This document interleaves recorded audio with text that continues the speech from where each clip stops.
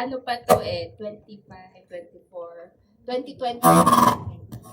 Parang early 2024 nung nagpunta sila Direk Bobot kasi at Tita Malu ask Cornerstone sa management ko kung kaya kung pwede akong mag-isip ng konsepto for mga entertainer sa Nagoya, Japan kasi Direk Bobot nanggaling doon and have spoken to yung mga entertainers doon, so parang interesting yung buhay nila. And then dinala kami doon ni Direk Bobot and Tita Malu sa Nagoya.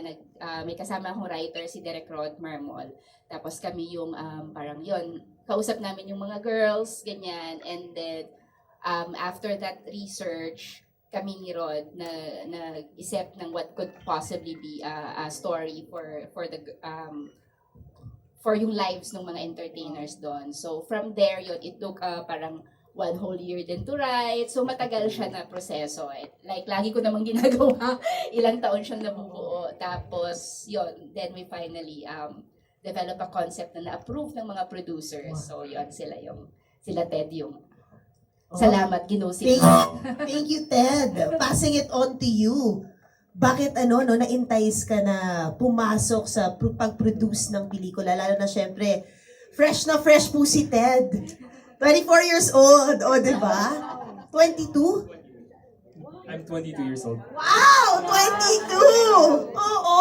At talagang, sumugal ka sa napakagandang kwentong ito. Pakikwento. So, yun nga po, as a business management graduate, I've always been fascinated about film. And yun nga, wanted to use my background and apply it to the industry. When I got in touch with Direk, alam na namin na we wanted to produce something different, which is Midnight Girls. What about the story did really capture your attention? So we wanted to produce Midnight Girls kasi we wanted to explore the narratives nga on OFWs. And it is, at its core, a tribute to mothers, to sisters, and to friends who trade their identities nga and miss out on life's milestones to provide for the loved ones they have back at home. Yun. Ano sila? Very eager sila na. Nakakatuwa. Kasi pang OFW, di ba? Correct. Tapos sila rin very, parang relate. Di ba? Marami tayong kakilalang ganun eh. Anybody na Pinoy ay may kamag-anak, kakilala, kaibigan na OFW. Direct inisip ko nga, nagulat ako, business management, Yes. di ba? We would think film graduate, but wow, congratulations. Thank you for, bringing in the business here for everybody. And of course, napakagaling ng cast natin. Direct, so tatanungin ko lang yung cast, especially the ladies, what for you, when you read the story, what made this the perfect timing to tell the story to the audience? When it was first pitched to me, I actually, pitch pa lang. Sabi ko, kakaiba. It's something that I've never done before. And it's about time to really just bring out, diba, out there yung stories ng mga babae sa Japan.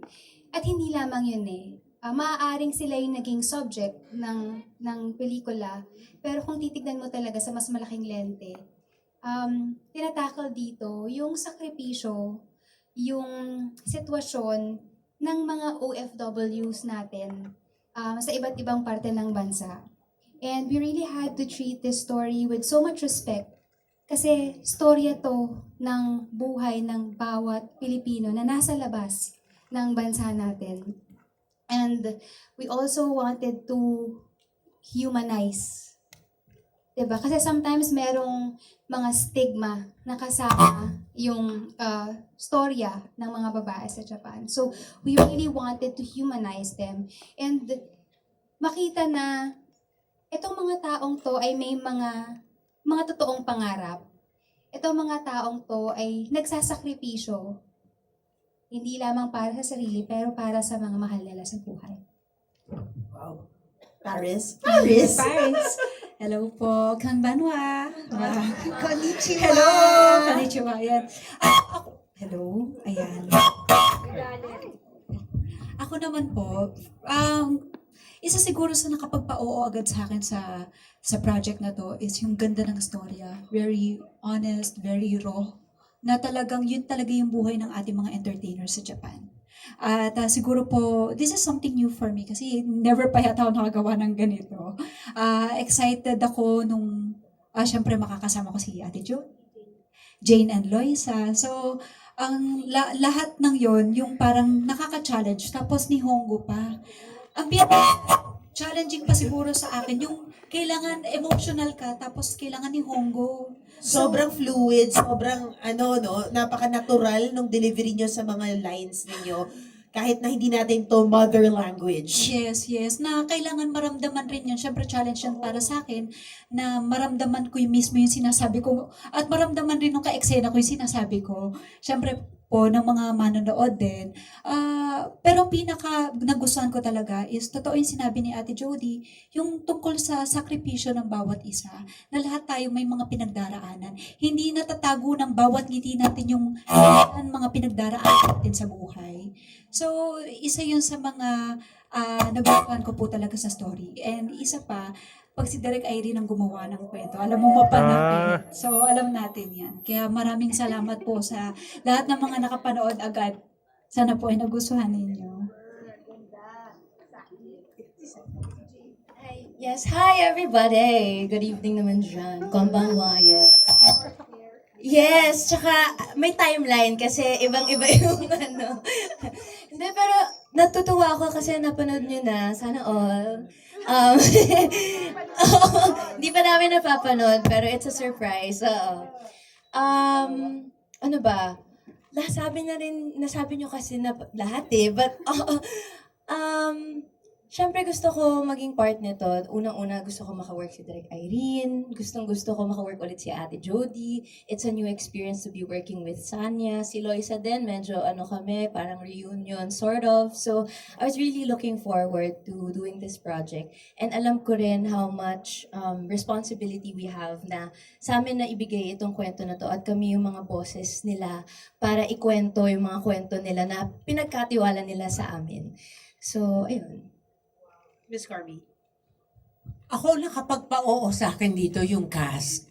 Pagkatapos si Direk Irene, hindi ko pa kilala. Nagpunta sa bahay. Pagkatapos nung napanood ko na yung kay Ding Dong, sabi ko, oh my God, she is such a big director, big talaga, blockbuster director na kaya talagang it's an honor for me to work with all of you. At syempre, bonus na nasa Japan pa kami, di ba? During spring! Oo, yeah. Kaya I truly enjoyed and talagang it's such a privilege na mapasama sa mga young at talaga namang talented and award-winning actresses. Yes, of Miss Carmi. Grabe rin. Tsaka sa sex bomb opening. Diba? Kamusta na may sex bomb opening?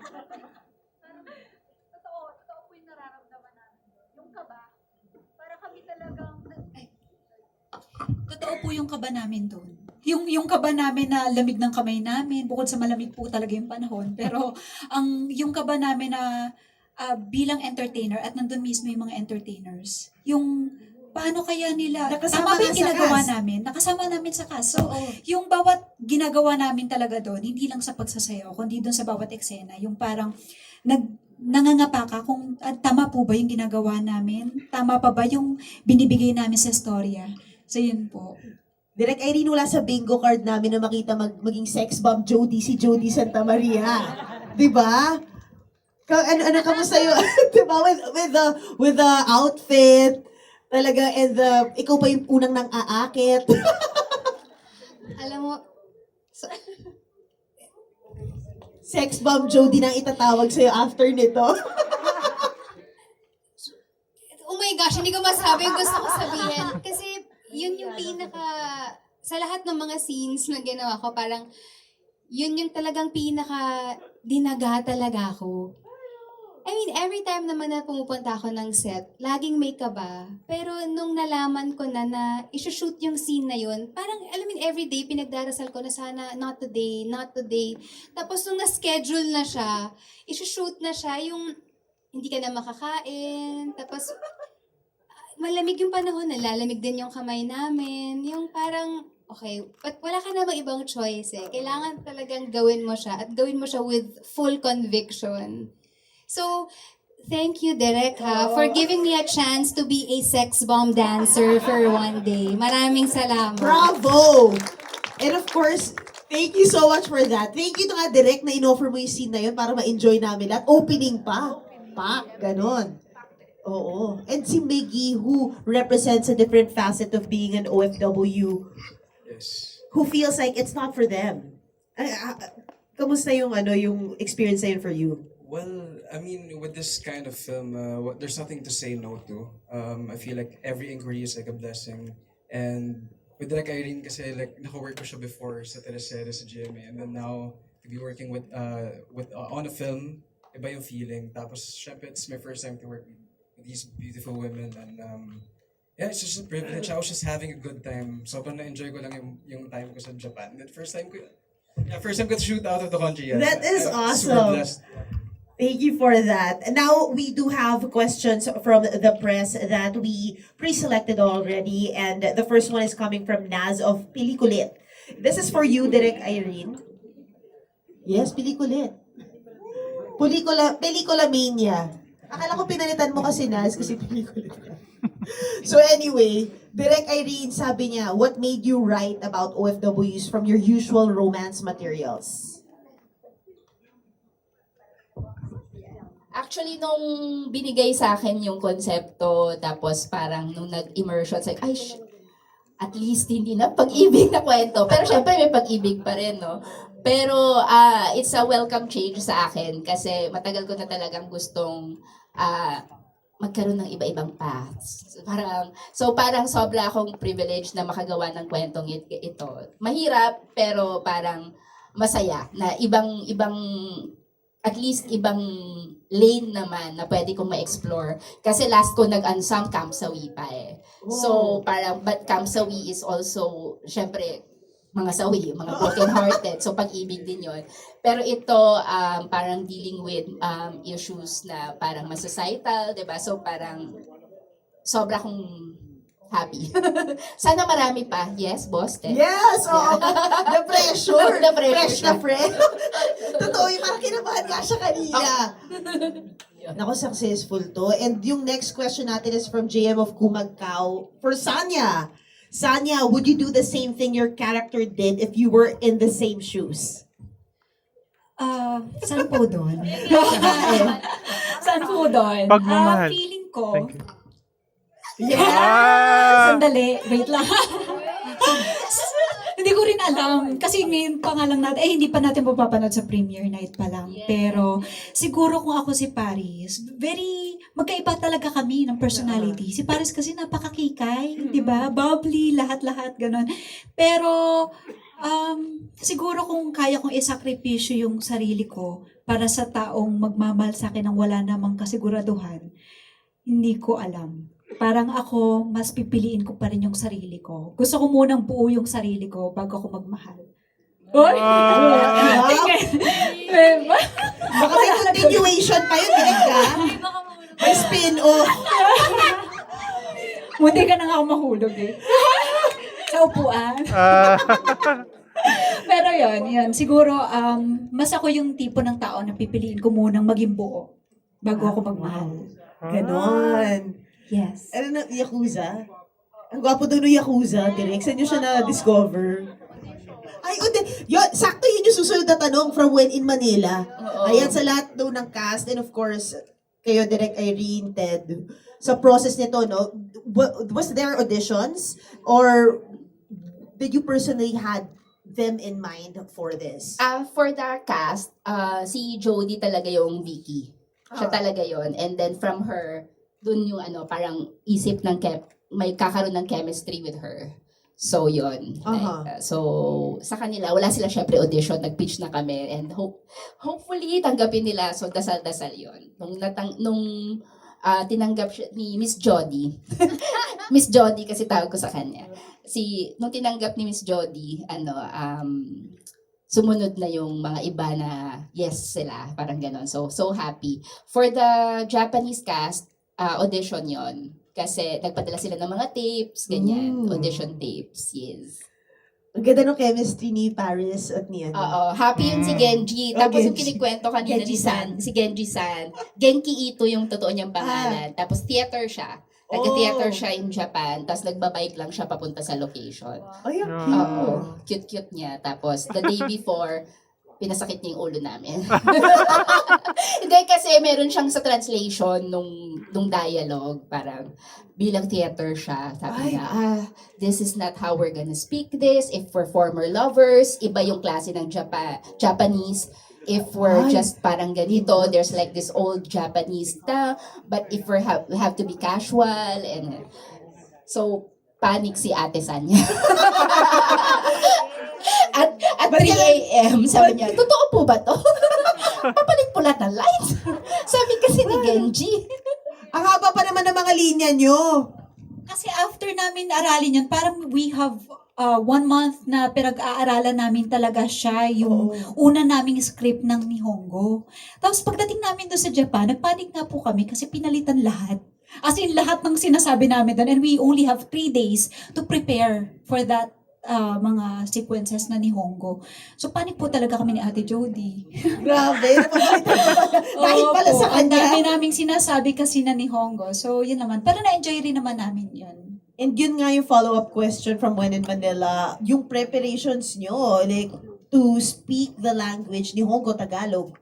Diba? Nihongo, Tagalog. Kumbaga, nagko-code switch kayo, kumbaga, pero napaka-flawless nyong ginawa. Ano yung naging preparations nyo for it?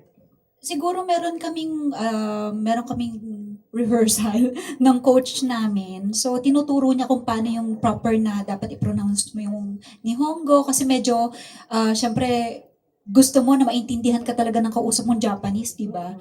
So, yun yung mga preparation namin. Hindi naman kami masyadong nahirapan, konti lang. Medyo challenge. Mahirap pala talaga siya. Immersion, how was it for you? Okay, so bukod dun sa kailangan naming aralin magsalita ng Nihongo, meron din kaming ginawang immersion. So, we spent parang 3 nights sa isang umise kung saan kami nagtatrabaho.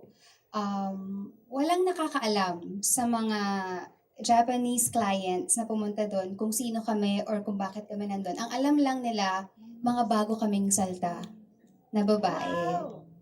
So, kailangan naming mag-show up, kung saan kailangan namin pumila at pipili yung hapon kung sino sa amin ang gusto niyang maka-table. May part din doon na i-entertain mo talaga sila. Kaya lang ang thick lang talaga ng language barrier. Pero hindi naman kami pinabayaan ng mga mama namin doon. In-assist talaga nila kami. And then, bukod doon, kung ano yung ipapagawa nila, kung sinabi nilang kumanta ka, kakanta ka. Kung papasayawin ka nila, sumayaw ka. And then there was one night also as part of our immersion, nagkaroon kami ng parang mini show na merong center stage doon wherein the 4 of us had to perform. And then doon naman na-experience na yung mga chopsticks, sinisingit nila. Kasi yun yung parang tip. Lapad yung Tapos, ayun, dahil doon sa immersion namin, nagpapasalamat din ako doon dahil 1 month akong hindi gumastos para may pambili ako ng mga kape, ganyan. So, kumita din ako sa Japan. Bongga. So, may sideline pala yung immersion direct. Oo. How about for you, Jane? Ba't hindi niyo ako sinali doon? Oo, good. Miss Carmi, please Ba't add hindi niyo on. ako sinama doon sa gabing Ay, yun? yung sa immersion wala si Miss Carmi. Wala, kasi Oo. dapat ako yung mamasang, diba? Si Mama Chari. Ay, yung immersion. Siyempre, una, meron akong sariling idea ni research. Kasi doon sa line, di ba parang parating bumabalik siya na, dancer ako noon, ganito, ganyan. So, talagang nag-research ako ng look, everything. Nag-prepare ako until nagpunta nga si Direk Irene and the stylist sa bahay. May mga pinili sila. Sabi ko, bakit parang modern na? Yung pala yung may real na mamasari sa Japan. And talagang naka Gucci, naka Louis Vuitton. So, hindi na pala yung ini-imagine kong baka luma yung itsura ng Mama Sang. Hindi na pala ganon. So yun. So, yung lahat ng research ko, tinapon ko. But I actually enjoyed doing the role. Nakakatawa rin yung binigay sa aking mga lines, di ba? At saka nakikita ko nga na natatawa rin sila sa akin. And parang na-empower mo yung mga kababaihan na iyong hinahawakan doon sa bar. Oh, yes. Kailangan ko silang parating pagsabihan from my past, dapat dati akong beauty queen. Tsaka dancer, ganyan-ganyan. Di ba pinasa ko sa iyo? Hindi, sa kanya pala, kay Paris. Ayan. And of course, the next question is from Lionheart, and it's for Jane. The film touches on the lives of Filipinas working abroad. What realities did you discover or better understand through this project? Thank you for that wonderful question. Bakit naman ganon? Sa'yo binigay for Jane. Hindi, ano ba? Realities, yun naman talaga yun eh. Unang-una nakilala, na-meet namin sila, nakasama namin sila, nakita namin yung daily life nila doon, ano ba yung mga routine nila, paano ba sila nagsusurvive, anong mga ginagawa nila to pass the time, or how do they prepare for work. So, yun yung reality ng everyday life nila. Yun ang na-discover ko doon. And yung contrast din, I think, nung pag nasa Omisi ka, ang ingay-ingay, ang daming sounds, ang daming music, may drinks, ganyan, daming chikahan. Tapos pag uuwi ka na dun sa accommodation, yung biglang ang tahimik. Tapos mararamdaman mo na lang na, ito, ganito yung nafe-feel niya, siguro times 10, times 20, kasi they're there longer. And they're doing it for a lot of reasons, their families na nasa Pilipinas pa, or for themselves, yung mga gusto nilang ma-achieve in life. So, nakaka-proud, kaya nga sabi ko yung responsibility na kami yung magkukwento nun, and nasa amin yung responsibility, yung voice nila nasa amin. So, yun lang. And thank you. Yeah, very well said. And actually, ito na talaga, from pelikulit, ito na, at para sa inyo lahat to. So, maybe, Jane, you wanna start off, dahil gusto niya tanungin, ano raw yung pinaka-nahirapan kang i-shoot? Pinaka-nahirapan?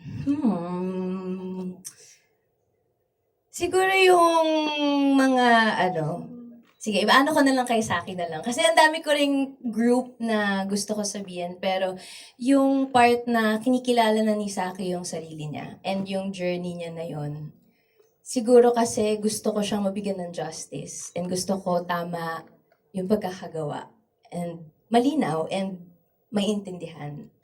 Yun lang. Kasi again, I wanna represent it properly then. Thank you, Sonia.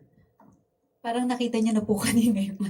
yung Nihongo talaga siya. Yun talaga. Yun pinaka-challenge sa akin. Pero nagbigay sa akin ng result, yung reaction ng mga taong nakapaligid din ng nanonood na yun eh. Yung nagre-react yung mga Hapon, tsaka yung mga babaeng, mga Pinay doon na, ay, so. Ibig sabihin, tama siya. Tama yun. So, yung nagre-react sila, ibig sabihin, tama yung ginagawa ko. And syempre, isa sa mga actually, mahirap siya gawin kasi isang take lang. Yung sinaming apat na isang dire-diretso, yung medyo mabigat, medyo bandang dulo, yun naman yung sa amin na since parang naghahalo yung kailangan. Pero nung time na sinushoot namin yung one take na yun, hindi namin nararamdaman yung one take lang to one take, yung pressure na yun. Mas yung kailangan naming maramdaman yung kailangan maramdaman doon sa pinaka-eksena. May iconic line ka na nga doon eh. Yes, yun nga po. I'm the best puta in town. Love it! Thank you. Ano bang pinaka-challenging for Vicky? It's not actually a particular scene kasi parang meron nga bang madaling eksenang i-shoot. But then, kung paano mo siya gagawin or ipapakita na kung paano yung sa tamang paraan. For example, she's the type kasi na siya yung parang ate ng grupo eh. Siya yung mama-mama ng grupo. Mama-mama. So, she had to be strong even in moments na she really wants to, alam mo yun, breakdown or even parang deep inside, she's breaking apart. Diba? And then yung pagod. Diba? Yung pagod ka and yet kailangan mong ipakita na matatag ka pa rin, na you have to endure everything. Because maraming buhay ang nakadepende sa'yo. Meron kang mga kasamahan who look up to you, na ikaw rin yung nagiging source of strength nila. So I think for me, yun yung challenging for me, my character as Vicky. If there's a particular scene na nahirapan ako, yun nga yung dance. Yun talaga. And I guess yung confrontation naming apat. Kasi parang yun yung culmination ng ano ba talaga yung nararamdaman ng bawat isa tungkol sa trabaho na ginagawa nila. Grabe.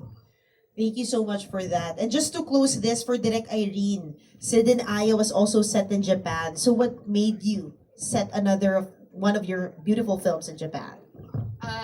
Dahil doon sa mga babae, yung mga nakilala namin doon nung first namin pumunta, nung wala pa talaga kaming idea, tapos parang pwede naman kaming lumipat na ibang location, pero we wanted to be truthful doon sa mga nakilala namin, kasama namin sila sa cast. Kaya ako rin nga, sa original script ko, wala yung mga interviews, tapos nilagay ko talaga siya for nung iniisip ko siya, isasama ko ba talaga tong interviews o hindi. But I felt na, ayun, magkaroon din ng, mula sa boses talaga nila, sarili nila, yung kwento. So, ayun. Kaya, Japan tayo. Pwede pang isa. Why Yes, not? yes. Oo, marami pang ano. Pero ito pala, before we wrap this up, at bago tayo magpa-raffle, thank you, may paraffle. Kung first date, siguro kung sino nag-aya, di ba? Oo. Ito na nga, o yan. Kapag first date, di ba sino nag-aya? Siya yung magbabayad. Pero kung nagde-date naman na talaga kayo, kung sino yung ako muna this time, o siya naman next, siya naman yung bigayan, give and take. Kasi it takes two to tango. Okay, thank you, bye. Oh, Direk Irene. Ang galante raw pala ni Direk. Kaya ko namang magbayad for myself. So, okay naman yun. May kukunin din naman ako sa kanya. Pagsapit ng Midnight Girls. Midnight Girls, May 13 po. Yes! Second chances sa cheaters. Laban o bawi? Collective yan. Disney princess treatment pero situationship. Laban o bawi? Pero Disney princess. Sanay ah. Dapat gwapo Si kung Kenji sino. daw. Type na type ni Natalie kanina Oo, pa. si Kenji, okay naman. Ganun yung may tsura ng Kenji. Basta Disney princess yung treatment. Pagpasok nila, pogi nito ah. Ito na cast.